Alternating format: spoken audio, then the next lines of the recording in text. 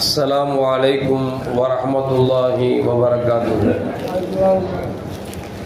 الحمد لله رب العالمين والصلاة والسلام على أشرف المرسلين وعلى آله وأصحابه وأزواجه وذرياته وأهل بيته أجمعين.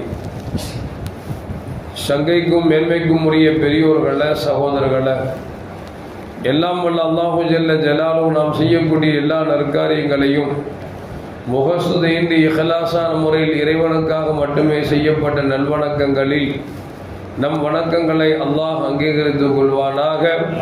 நாம் செய்யக்கூடிய வியாபாரங்களிலும் தொழில்துறைகளிலும் நஷ்டமில்லாத ஹலாலான முறையில் நிரம்ப லாபத்தை பெற்று அந்த லாபகரமான வாழ்க்கை கொண்டு தம் தேவைகளையும் தேவை உடையவர்களின் தேவைகளையும் நிறைவேற்றக்கூடிய நல்ல பொருளாதாரத்தையும் உள்ள விசாலத்தையும் அல்லாஹ் நம் அனைவர்களுக்கும் வழங்கி அருள்வானாக. கஞ்சத்தனம் என்கிற தீய பண்பை விட்டு அல்லாஹ் நம்மை பாதுகாத்துக் கொள்வானாக. நம்மை இந்த உலகத்தில் வாழ வைக்கும் காலமெல்லாம் நோயினுடைய இன்றியுடன் ஆரோக்கியத்தோடு அல்லாஹ் நம்மை வாழ செய்வானாக. அந்த ஆரோக்கியமான வாழ்க்கை கொண்டு அல்லாஹ் ரசூலை நெருங்கக்கூடிய அனைத்து நல்லவர்களையும் புரியக்கூடிய நல்ல முத்தகீன்களின் கூட்டத்தில் அல்லாஹ் நம்மை ஆக்கி அருள்வானாக. திடீர் மரணங்களை விட்டும் தீய மரணங்களை விட்டும் நம்மையும் நம் குடும்பத்தையும் நம் சமூகத்தையும் அல்லாஹ் முழுமையான முறையில் பாதுகாத்துக் கொள்வானாக. மருத்துவமனையின் செலவினங்களை விட்டும் வேதனைகளை விட்டும் அல்லாஹ் நம்மை காத்தருள்வானாக.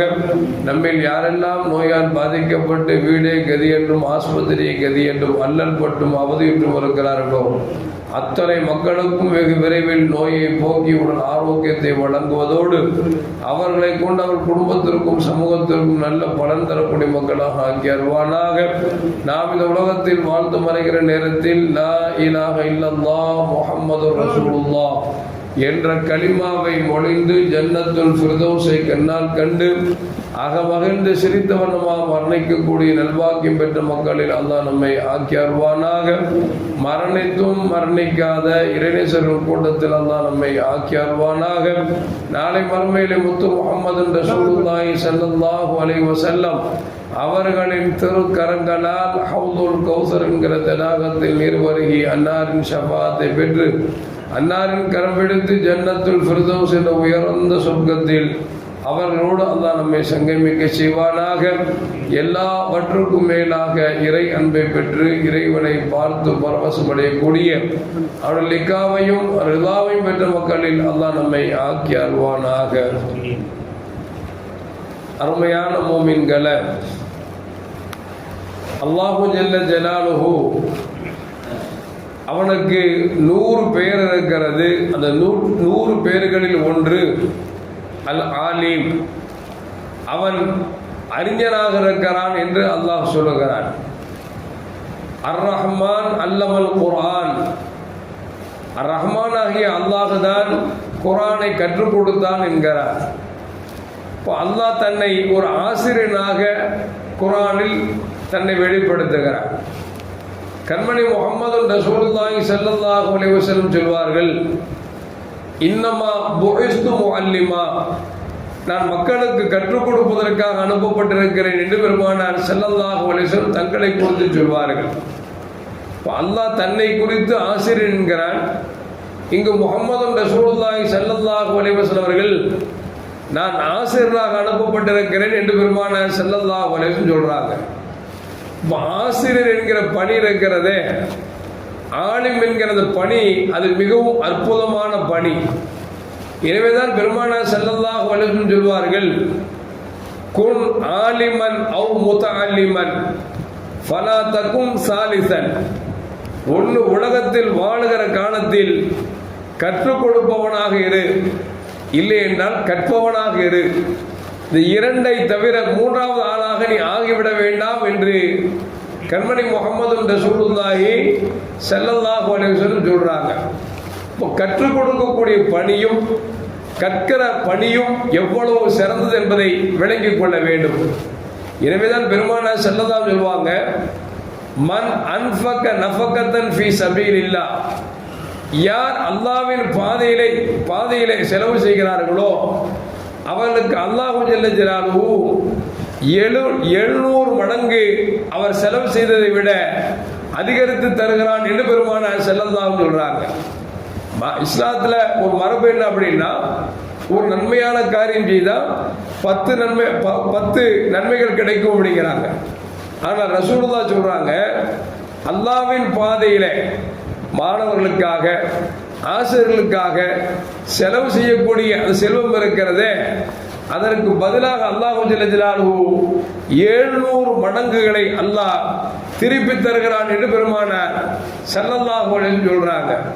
இன்னைக்கு பார்த்தீங்க, ரம்ஜான் நெருங்குகிற பொழுது எல்லா இடங்களிலும் பெரும் பெரும் மதரசாக்கள் முதல் சிறு சிறு மதரசாக்கள் வரைக்கும் ஆண்டு விழா என்று ஒன்றை ஏற்பாடு செய்து அந்த ஆண்டு விழாவில் பிள்ளைகளை ஊக்கப்படுத்துவதற்காக செல்வந்தர்கள் தங்களால் முடிந்த அளவிற்கு அவர்களுக்கு பரிசுகளை வாங்கி வழங்கக்கூடிய காட்சியை பார்த்து கொண்டிருக்கிறோம். அதே நேரத்தில் பொதுமக்கள் கொடுக்கக்கூடிய பணங்களிலிருந்து மதரசாவிற்காக நிர்வாகங்கள் லட்சங்கள் செலவு செய்து கொண்டிருக்கிறது. அப்படி செலவு செய்கிற பொழுது நாம் கணக்கு பார்க்கக்கூடாது. இவ்வளவு ஆகிறதே அவ்வளவு ஆகிறது என்று பார்ப்பது நல்லதல்ல. ஏனென்றால் எவ்வளவுக்கு எவ்வளவு செலவு செய்கிறோமோ அந்த மடங்கு, அதை விட அல்லாஹ் 700 மடங்கு நமக்கு திருப்பி தருகிறான் என்று நபிகள் நாயகம் ஸல்லல்லாஹு சொல்றாங்க. ஏனென்றால் கல்வி என்பது இன்றைக்கு இன்றியமையாத ஒன்று. கல்வி இல்லாத சமூகம் உயர்வை எட்ட முடியாது நமக்கு தெரிகிறது. அது மட்டுமல்ல, அதில் மார்க்க ஞானத்தை இல்லை என்று சொன்னால் அவர் இறைவனை வணங்க முடியாது. இறைவனை வணங்க முடியவில்லை என்று சொன்னால் இறைவன் அருளை பெற முடியாது என்கிற பொழுது இறைவனை அறியக்கூடிய அந்த ஞானத்தை கற்றுக் கொடுக்கக்கூடிய ஆசிரியர்களுக்காக இருந்தாலும் மாணவர்களுக்காக இருந்தாலும் நாம் அள்ளி செலவு செய்வது என்பது மார்க்கத்தில் வரவேற்கக்கூடிய ஒரு செயல் என்பதை விளங்கிக் கொள்ள வேண்டும். ஷகீகுல் பல்கி ரஹ்மத்துல்லாஹி அலைஹி மிகப்பெரிய இறைநேச செல்வர். அவர்கள் மிகவும் வறுமையில் வாடினாலும் கூட தங்களிடத்தில் படிக்கக்கூடிய பிள்ளைகளுக்கு செலவு செய்யக்கூடிய மக்களாக இருந்திருக்கிறார்கள். ஏனென்றால் நபிகள் நாயகம் ஸல்லல்லாஹு அலைஹி ஒன்றை செய்தால் 700 மடங்கு நன்மை கிடைக்கும் என்று நபியின் வார்த்தையை கேட்டு ஆசிரியர் தன்னால் முடியாவிட்டாலும் கூட தன்னிடத்தில் கற்பவருக்கு அள்ளி கொடுப்பார்களாம். ஒரு நாள் அவர் குடும்பத்தில் உணவு உண்ணுவதற்கு எல்லோருக்கும் போதுமான உணவு இல்லாத நேரத்தில் தன்னுடைய மனைவி முதல் பிள்ளைகள் வரைக்கும் தங்களுடைய வயிறார சாப்பிடாமல் தந்தைக்கும் வேண்டுமே என்று சொல்லி தாங்கள் சாப்பிடுகிற அந்த உணவுகளிலிருந்து கொஞ்சம் சேகரித்து தன் தந்தை வந்தால் சாப்பிட கொடுக்கலாம் என்று சொல்லி ஷகீகுல் பல்கி ரஹ்மத்துல்லாஹி அலைஹி அவர்களுக்கு மனைவியும் பிள்ளையும் வயிறார சாப்பிடாமல் பசியை மட்டும் போக்கிவிட்டு மிச்சம் இருக்கக்கூடிய உணவை தன் தந்தைக்காக வைத்திருக்கிறார்கள். தந்தை அமர்ந்திருக்கிறார், நேரம் கடந்து கொண்டிருக்கிறது. இந்த நேரத்தில் காத்தமுல் அசம் என்று சொல்லக்கூடிய பின்னால் மிகப்பெரிய இறைநேச செல்வர் அவர்கள் ஷகீகுல் பல்கி ரஹ்மத்துல்லாஹி அவர்கள் கல்வி கற்கக்கூடியவர்கள். கல்வி கற்பதற்காக வீட்டுக்கு வருகிறார்கள். வந்த உடனே மாணவனை பத்தி கேட்டாங்க, சாப்பிட்டியாப்பா அப்படின்னாங்க. காத்தமுல் அசம் சொன்னாரு, சாப்பிடலையே அப்படின்னாங்க. சாப்பாடு இருக்குப்பா, எடுத்து சாப்பிடு அப்படின்னு சொல்லி தனக்கு இருந்த உணவை அவர்களுக்கு கொடுத்து விட்டார்கள்.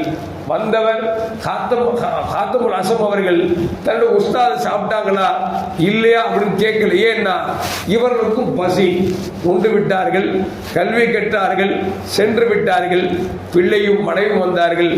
ஏங்க, உங்களுக்காக நாங்க கூட திருப்தியா சாப்பிடாம உங்களுக்கு சாப்பாடு எடுத்து வச்சா நீங்க சாப்பிடாம பிள்ளைகளுக்கு கொடுக்குறீங்களே, உங்க மாணவர்களுக்கு கொடுத்துட்டீங்களே, உங்களுக்கு பசிக்கும் அல்லவா, நாங்கள் என்ன செய்வது, வீட்டில் ஒன்றும் செய்வதற்கு ஒன்றும் இல்லையே என்று சொன்ன பொழுது கொஞ்சம் பொறுமையாக இரு என்று சொல்லி அந்த ஷகீகுல் பல்கி ரஹ்மத்துல்லாஹி அலைஹி சொன்னார்களாம்.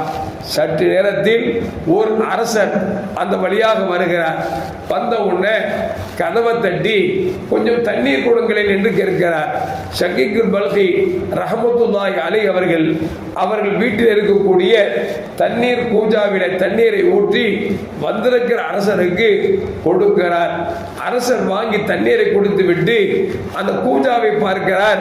பார்த்தால் ஒரு ஏழ்மையின் படுக்கல் அதில் இருக்கிறது. பொதுவாக பணக்கார வீட்டில் பாத்திரம் பார்த்தீங்கன்னா கொஞ்சம் நெளிஞ்சு கிழிச்சிருக்குமா, நெளியாது. ஏன்னா அப்பப்போ அவர் மாற்றிடுவார். ஏழைங்க வீட்டில் பார்த்தீங்கன்னா அங்கே தொக்கு உழுது இருக்கும், நெளிஞ்சிருக்கும், கைப்பிடிக்கிட்டு உடஞ்சிருக்கும். அந்த ஏழ்மையின் அந்த அடையாளம் தெரிகிறது. தண்ணீரை குடித்து விட்டு அவர் விசாரிக்கிறார்.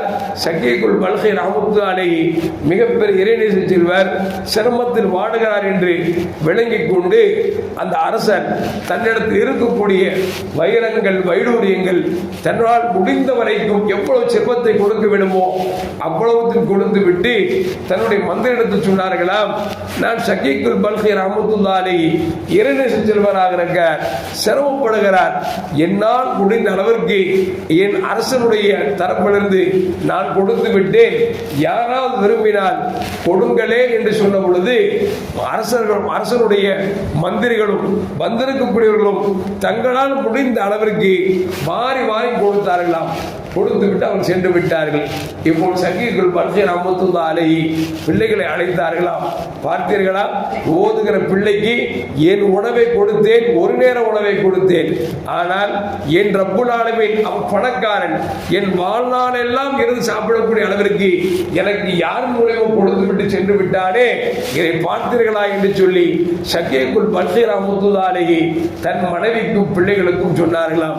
எதற்கு சொல்லுவார் என்று சொன்னால், மதரசாவில் கற்கக்கூடிய பிள்ளைகளுக்கு நம்முடைய ஜமாத்தை சார்ந்தவர்கள், மகல்லாவை சார்ந்தவர்கள் ஆண்டு விழாக்கள் நடக்குகிற பொழுது தங்களால் முடிந்த ஒரு பேனாக்களை அல்லது ஒரு பென்சில்களை முடிந்த வரைக்கும் நாம் அன்பளிப்பு செய்து பார்க்க வேண்டும். ஏனென்று சொன்னால் ரசூலுல்லாஹ் சொன்னாங்கல்ல, உன்னை கொடுத்தால் 700 மடங்கு அல்லாஹ் தருவான் என்று சொல்லியிருக்கிறார். எனவே இந்த சிந்தனை நாம் உட்கொள்ள வேண்டும். அதுபோன்று நிர்வாக பெருமக்கள் இந்த பள்ளிவாசல் நடக்கக்கூடிய மதரசா பிள்ளைகளுக்கு நாம் தாராளமாக அள்ளி கொடுக்க வேண்டும் என்கிற எண்ணத்தை கொண்டு வர வேண்டுமே தவிர 1 லட்சம் ஆகிறதா 60,000 ஆகிறதா என்று சிந்தித்தோம் என்று சொன்னால் அது அழகல்ல. ஏனென்று சொன்னால் பள்ளிவாசலை பொறுத்த வரைக்கும் இமாமத் என்பது குல்யாயுல் காஃபிருல் குல்வல்லாஹ் சூரா 2 சூரா தெரிந்தால் இமாமத்தை நடத்திவிட்டு சென்று விடலாம். ஆனால் இதை விட மிக சிறந்த பணி என்பது மார்க்க ஞானத்தை பிள்ளைகளுக்கு போதிக்கிறோம் அல்லவா, இதுதான் அற்புதமான பணி. எனவே பள்ளிவாசல் நடைபெறக்கூடிய பணிகளில் ஆகச் சிறந்த பணி என்பது மதரசா பிள்ளைகளுக்கு பாடம் கற்பிக்கிறோமே, அதுதான் சிறந்த பணி. எனவே அந்த சிறந்த பணியை செய்யக்கூடிய ஆசிரியர்களாக இருந்தாலும் சரி, அந்த சிறந்த பணியில் கலந்து கொள்ளக்கூடிய அந்த பிள்ளைகளாக இருந்தாலும் சரி, அவர்களுக்கு செய்கிற விஷயத்தில் நிர்வாக பெருமக்கள் கொஞ்சம் பரந்த மனப்பான்மையோடு இருக்க வேண்டுமே தவிர, உயர்ந்த சிந்தனையோடு இருக்க வேண்டுமே தவிர, குறுகிய சிந்தனையோ கஞ்சத்தனமோ வந்துவிடக் கூடாது என்பதைத்தான் ஷக்கீக்குல் பல்கி ரஹ்மத்துல்லாஹி அலைஹி நமக்கு சொல்லி காட்டுகிறார்கள். எல்லாம் வல்ல அல்லாஹ் ஜல்ல ஜலாலுஹு வாரி வழங்கக்கூடிய அளவிற்கு வசதி வாய்ப்புகளையும் உள்ள விசாலத்தையும் அல்லாஹ் நம் அனைவருக்கும் தந்தருவானாக. அஸ்ஸலாமு அலைக்கும் வரஹ்மத்துல்லாஹி வபரகாத்துஹு. ஸல்லல்லாஹு அலா முஹம்மத் ஸல்லல்லாஹு அலைஹி வஸல்லம். ஸல்லல்லாஹு அலா முஹம்மத் ஸல்லல்லாஹு அலைஹி வஸல்லம். ஸல்லல்லாஹு அலா முஹம்மத் யா ரப்பி ஸல்லி அலைஹி வஸல்லிம்.